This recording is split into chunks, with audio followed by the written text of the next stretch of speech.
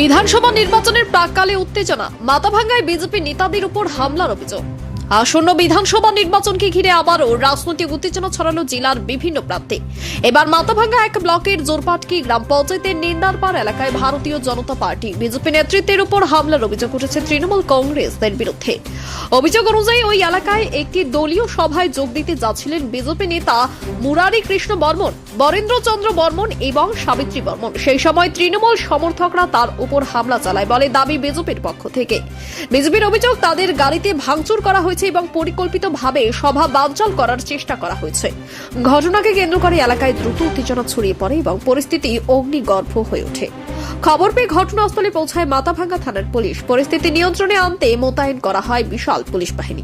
পরে বিজেপির নেতৃত্ব মাথাভাঙ্গা থানায় গিয়ে অভিযুক্তদের দ্রুত গ্রেফতারের দাবি জানায়। এই ঘটনাকে কেন্দ্র করে জেলা জুড়ে রাজনৈতিক চাপানোতর শুরু হয়েছে। যদিও এই অভিযোগের বিষয়ে তৃণমূল কংগ্রেসের পক্ষ থেকে এখনো কোনো আনুষ্ঠানিক প্রতিক্রিয়া পাওয়া যায়নি।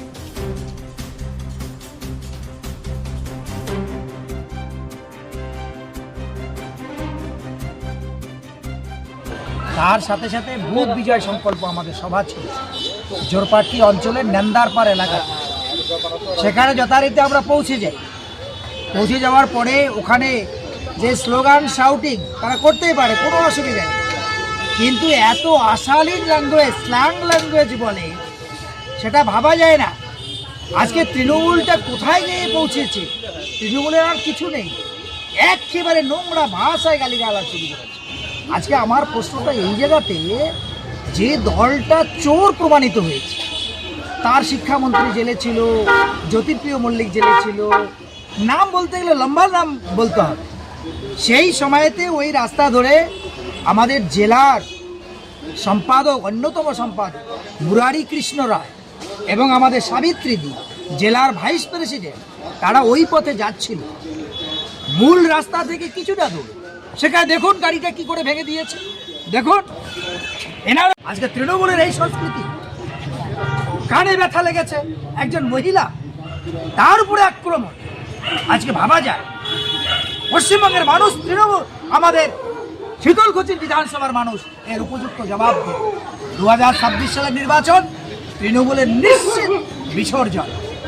আজকে তারা এইভাবে অন্যায়ভাবে মারধর করছে।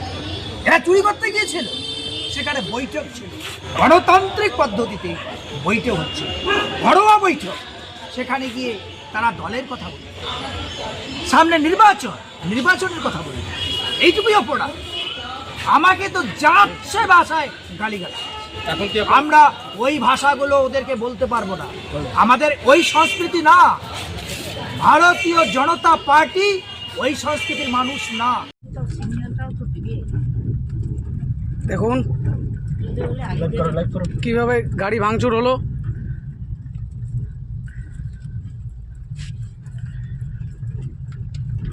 অল্পের জন্য প্রাণে বাঁচলো।